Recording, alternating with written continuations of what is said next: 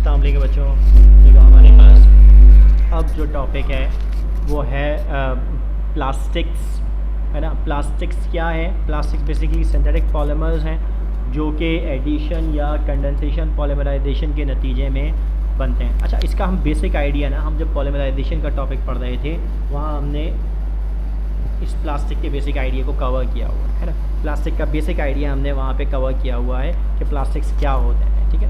Plastic के अंदर सबसे पहले हमारे कॉम्पोनेंट इसके कौन कौन से हैं उसकी बात करें तो सबसे पहले तो पॉलीमर्स है ना। सबसे पहले तो हमारे पास पॉलीमर्स, ठीक है। अच्छा, फिर हमारे पास इसमें और मज़ीद क्या ऐड किया जाता है, मतलब इसके एडिटिव्स के तौर पे इसके अंदर क्या क्या ऐड किया जाता है? प्लास्टिसाइजर, है ना। ये भी एक ऑर्गेनिक सब्सटेंस होता है जो हमें क्या करता है, जो उसकी जो प्लास्टिक की जो इलास्टिसिटी है, उसमें जो लचक है उसे बेहतर करता है, ठीक है ना।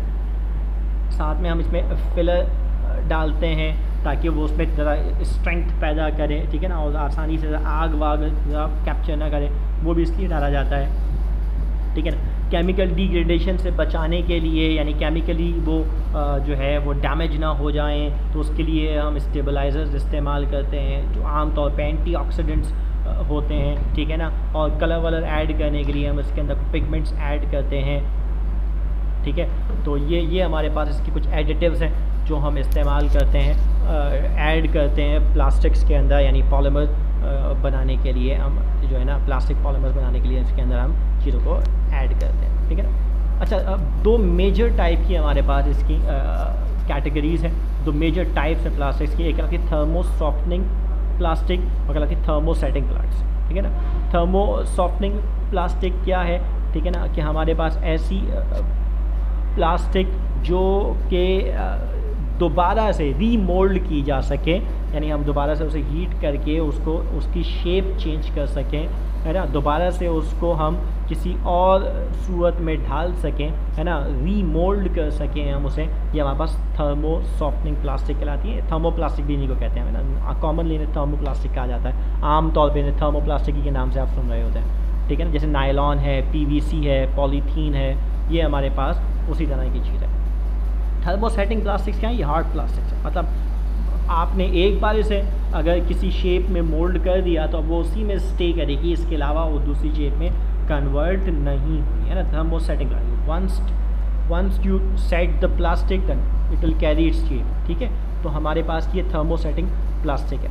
अच्छा, अगर हम कुछ इसकी प्रिपरेशन की बात करें, कॉमन प्लास्टिक्स की बात करें जो हम पढ़ते हैं, जैसे पॉलीथीन है, PE, है ना, वो क्या है? वो इथाइलिन या इथीन का पॉलीमर है, इथीन या इथाइलिन का पॉलीमर। अब देखो हमने ये टॉपिक पढ़ा हुआ है ना, ये टॉपिक हमने पढ़ा हुआ है, कहाँ पढ़ा था हमने? ये एडिशन पॉलीमराइजेशन के अंदर, ठीक है। तो होता क्या है कि ये मॉलिक्यूल्स, ऐसे बहुत सारे मॉलिक्यूल्स, यहाँ में सिर्फ यहाँ पे मॉलिक्यूल को दिखा रहा, तो दो मॉलिक्यूल आपस में जुड़ गए। किस तरह जुड़ गए? ज़रा चलो इसको ज़रा चेक करते हैं कि ये काम किस तरह हुआ। वैसे आपको ये काम बताया हुआ था मैंने, ज़रा बताते हैं कि ये काम किस तरह हुआ। देखो ये पाई बॉन्ड रखने वाले अनसैचुरेटेड कंपाउंड्स थे, तो इन अनसैचुरेटेड कंपाउंड क्या हुआ? मैंने देखो इनको लीनियरली बना दिया यहाँ पे, ठीक है। अभी ये यहाँ पे अलग अलग हैं। अब क्या होता है? अब होता ये है कि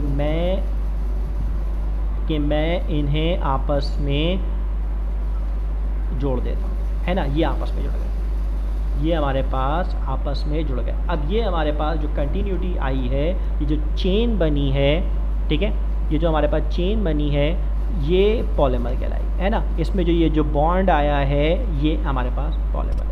अब ये जो नया बॉन्ड बना है हमारे पास बच्चों, ये जो नया बॉन्ड बना है ये दरअसल क्या है?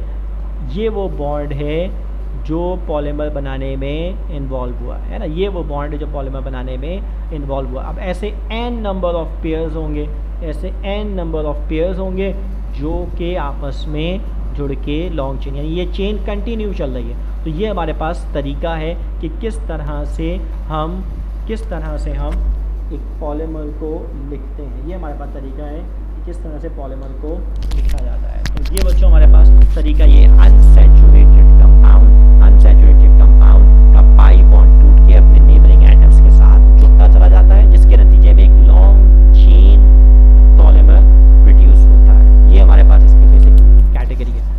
सेम बच्चों पॉलीविनाइल क्लोराइड, PVC, है ना, PVC पाइप्स हम इस्तेमाल कर रहे होते हैं, वो भी हमारे पास बिल्कुल ऐसा ही है। बस फ़र्क क्या है कि यहाँ पे ये इथाइलिन या इथीन था तो इसका एक एच निकाल दिया, है ना। एक एच निकाल देते हैं, इथीन का एक एच निकाल दें तो ये हमारे पास इथीनाइल भी कहलाता है और वीनाइल भी कहलाता है ना। इथीन का एक एच निकाल दीजिए तो ये बन जाएगा इथीनाइल, या इसे कॉमनली वीनाइल भी कहते हैं, समटाइम एक्राइल भी कहा जाता है, तो हम इसे वीनाइल भी कहते हैं। तो देखो क्या हुआ, इथीन का एक एच निकाला, उसके बाद क्या लगा दिया क्लोरीन, तो क्या बन गया ये हिस्सा इथीनाइल और ये Cl क्लोराइड, या ये हिस्सा वीनाइल और ये साथ में क्लोराइड। अब क्या होगा, अगेन यही ऐसे दो मॉलिक्यूल बना दिए, और क्लोरीन कहाँ लगेगा, एडजेसेंट लगता चला जाएगा ना, क्लोरीन क्या लगता चला जाएगा, एडजेसेंट, तो ये पॉलीमर बन गया।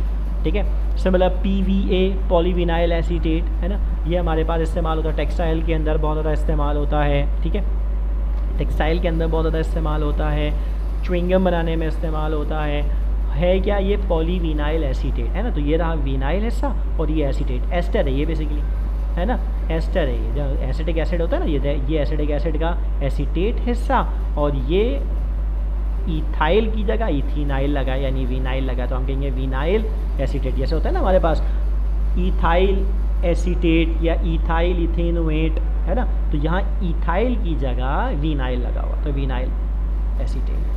अब ये पाई बॉन्ड है, अगेन पॉलीमराइजेशन होती चली जाएगी है ना, पाई बॉन्ड है तो पॉलीमराइजेशन। अच्छा मैंने ये ऊपर नीचे बना दिया, ऊपर नीचे बना दिया, ऊपर नीचे बना लेता, कोई फ़र्क नहीं पड़ता है ना, ऊपर नीचे बनाया तो मैं बोलूँगा टक्कर हो रही है इनके दरमियान, और टक्कर को बचाने के लिए क्या करेंगे, ये एक दूसरे से ऑपोजिट रहना ज़्यादा पसंद करेंगे बनिस्बत ये कि ये एक दूसरे के पैरेलल आ जाए है ना। चीज़ें जब बल्कि होती हैं तो वो कोशिश करती हैं कि वो एक दूसरे से ऑपोजिट डायरेक्शन में स्टे करें, ताकि इनके दरमियान जो स्टीयरिक हिंड्रेंस है, यानी बड़े स्ट्रक्चर की वजह से इनके दरमियान होने वाला जो टकराव है, कोलिजन है, उससे वो ख़त्म कर सकें। ठीक है ना। अच्छा ये बैकलाइट, ये तो बहुत ही अहम एग्जाम्पल है, कंडेंसेशन पॉलीमराइजेशन के अंदर हमने पढ़ी थी, बहुत ही ज़्यादा एग्जाम्पल अहम है। इस पर क्या होता है, फिनोल के मॉलिक्यूल फॉर्मेल्डिहाइड की मदद से आपस में जुड़ जाते हैं। किस तरह कि दो फिनोल के मॉलिक्यूल अपनी सेकंड पोजीशन से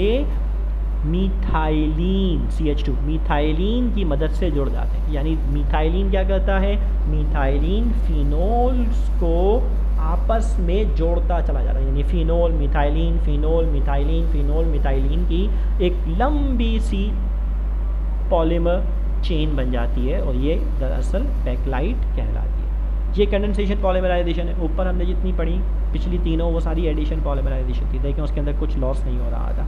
यहाँ देखें पानी का मॉलिक्यूल इसमें से रिमूव हो रहा है ना, कंडेंसेशन पॉलीमराइजेशन का अमल हो रहा है। ठीक है बच्चों, समझ में आई बात। ये तुम्हारे पास प्लास्टिक का टॉपिक था।